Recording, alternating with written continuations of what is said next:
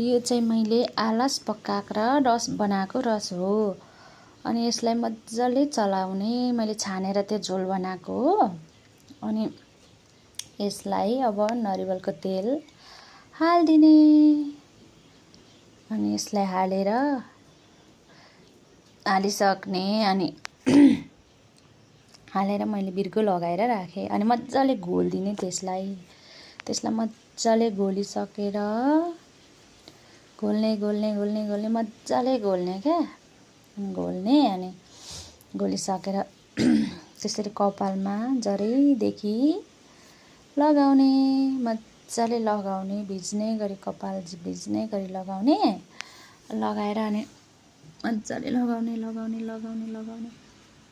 त्यसरी फेदै जरैदेखि लगाउने।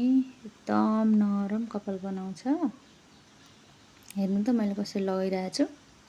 मेरो चाहिँ कपाल काटेकोले गर्दा सानो छ क्या, र पनि गर्छु म बेला बेला, हप्तामा 2 चोटि, कहिले महिनामा 2 चोटि हो, त्यसरी गर्छु। अनि मेरो कपाल चाहिँ ड्राई नै खालको छ नि त, अलिक सुक्खा खालको छ। अनि त्यसमा पनि म चाहिँ मेहनत चाहिँ गर्छु। म पहिला गर्थेँ, पहिला मेरो लामो कपाल थियो नि त। अनि पहिला लामो कपाल थियो, अनि काटेर छोटो सानो बनाएको छु। पहिला कति धेरै लामो कपाल थियो, अनि मैले पुरै स्याहार गर्थेँ क्या, त्यसरी नै राम्रो थियो। अनि तेलहरू पनि लगाउँथेँ। अनि यो चाहिँ आलस र नरिवलको तेल, आलस र मेथी पकाएर रस बनाएर अनि नरिवलको तेल लगाएर घोलेर त्यहाँनिर लगाउँदैछु। हेर्नु त मजाले दुवैतिर मजाले लाउनुपर्छ। मजाले लाउने हो। अनि जरैदेखि लाउने, मालिस यस्तो मजाले मसाज गर्दै लाउँदै भिज्ने गरी लाउनुपर्छ क्या। अनि हेर्नु त कस्तो मजाले लगाएर मैले मसाज गरिरहेको छु। त्यो जरैदेखि मसाज गर्ने, कस्तो सन्चो हुन्छ क्या। अनि मजाले मसाज गरेर अब हेर्नु त सबै भिजिसक्यो, लपक्कै भयो नि कपाल। अब त्यसलाई मजाले बाँधिदिने। अब मजाले त्यसरी समेटेर एकै ठाउँ समेटेर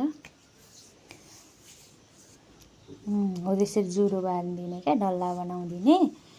डल्ला बारेर अनि हो त्यसरी रबरले बाँधिदिने। अनि मजाले समेटेर एकै ठाउँ प्लास्टिक छ भने प्लास्टिक लाउने, नत्र भने त्यसरी सलले मजाले बाँधिदिने। बाँधेर 2 घन्टासम्म राख्ने है। 2 घन्टा 1 घन्टा अब त आफ्नो इच्छाले राख्ने। त्यो चाहिँ मजाले बाँधेर अनि त्यसलाई छोडिदिने 2 घन्टासम्म। म चाहिँ 2 घन्टा राख्छु।